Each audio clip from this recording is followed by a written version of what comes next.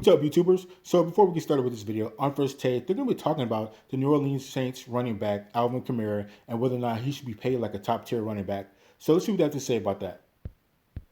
I think they should have a salary cap exemption for running backs. These guys just get used. They get drafted. And when they're drafted up high, it makes sense because they're very effective right away. You use them up, and then you can franchise them if you don't want to lose them, and then tell them, all right, see you later, since the guaranteed money is really based on a prorated kind of yearly thing. If you only think they have 2 or 3 years ahead, you're not going to give them that much guaranteed money. So I agree that Kamara's earned it. He deserves it, and it's the right thing to do.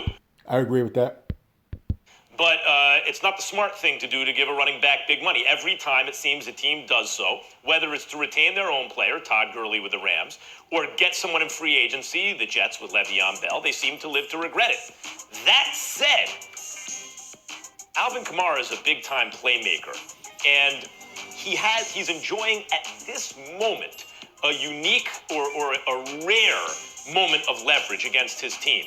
The Saints are stacked as usual. Their offensive line should be very good this year, especially when they have a quarterback like Drew Brees, partly because he gets rid of the ball quickly and he's accurate, partly because he has a real number 2 receiver, not Alvin Kamara anymore. He has Emmanuel Sanders to go with Michael Thomas. He has everything you'd want, provided he has Kamara, who's actually their 3rd best receiver and also a spectacular back. He's a hybrid player the way, you don't use him as much as you use a guy like McCaffrey, and he can't do everything McCaffrey can do, or maybe Saquon Barkley, but he can do a lot of the most important things that they can do, and especially when you look at the Bucs and how they've loaded themselves on offense, including reinforcing the offensive line in the draft, never mind bringing Brady and Gronk into that mix with all those. Oh, yeah, and also Leonard Fournette just signed with the Tampa Bay Buccaneers, so that makes him even more three-dimensional. Receivers and an underrated defense and an excellent head coach, NOC. You really can't afford, if you're the Saints, to have a problem with Kamara. He knows this, I think. I think his representatives know this, and they're striking now while they have this moment of leverage. Whether or not it's generally smart to take care of your running back, in this case, I think the Saints have to. So I'm going to have to agree with Max somewhat on that. So let's take a quick look at Alvin Kamara's stats from last year. So he ran the rock 171 times. That's 25th overall for running backs. He ran for 797 yards. That's 22nd overall for running backs. He ran for 5 touchdowns. That's 26th overall for running backs. And he averaged 4.7 yards a run. That's 13th overall for running backs. So needless to say, he's not a top tier back. I'd say he might be just under top 20 back, but he still gets the job done. I kind of look at him as far as contracts as I look at Dak Prescott. So Alvin Kamara, he's not the best running back out there, but he's the best for the New Orleans Saints and their system, kind of like how Dak Prescott is not the best quarterback out there, but he's the best for the Dallas Cowboys system. So I would say you'd have to pay Alvin Kamara, because who are you going to get? Who else is going to come in that knows the system, can run the system, and does a relatively good job with them, even though his numbers aren't the best, but he's perfect for the system. And you don't want to be changing all that when you're trying to make a Super Bowl run, and they are immediately ready to make a Super Bowl run. So let's continue. Well, I think we all agree that he's important, but isn't the discussion or the question, how important is he? And in football, your importance or your worth or your value or how you are seen comes down to the amount of money people are willing to give you. And there's usually a chasm between what people think they are worth and what the team thinks they're worth. If you're Alvin Kamara and you're going to say, okay, look at what Christian McCaffrey got. You're going to say that look at what Saquon Barkley is looking to get, the Ezekiel Elliott deal. And you're going to feel like you're a part of that type of conversation. You're going to feel that you are that tier of running back. And that's some of the things that we are hearing. And so it's hard to have this discussion and not speak glowingly about what Alvin Kamara has done and can do for this team. But let's be real. He's not Christian McCaffrey. Let's be real.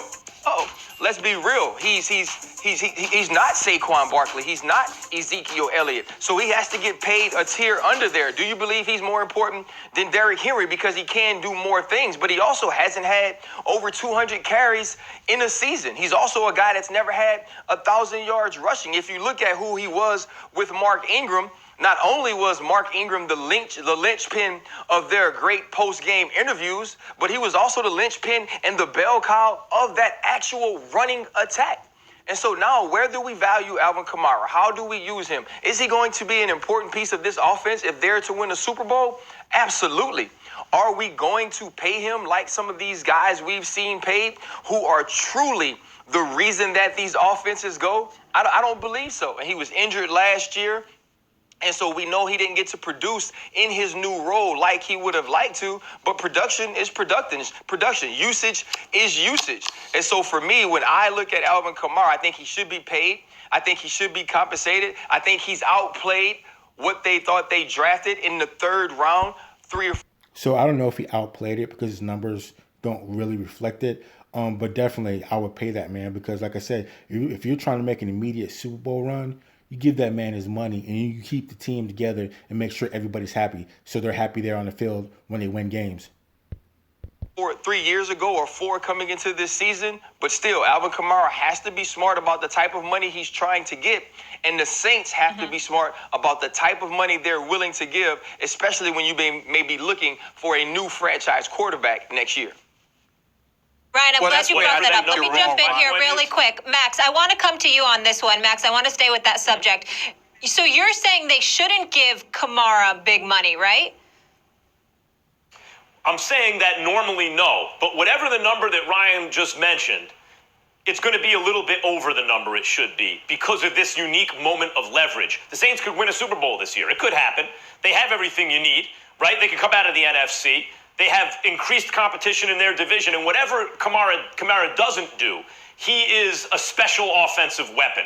And for a team poised as the Saints are, you don't need a problem there. You need to make sure all your ducks are in a row. So I agree with you, RC, but whatever that number is going to be a little premium on top of it because of this moment of leverage.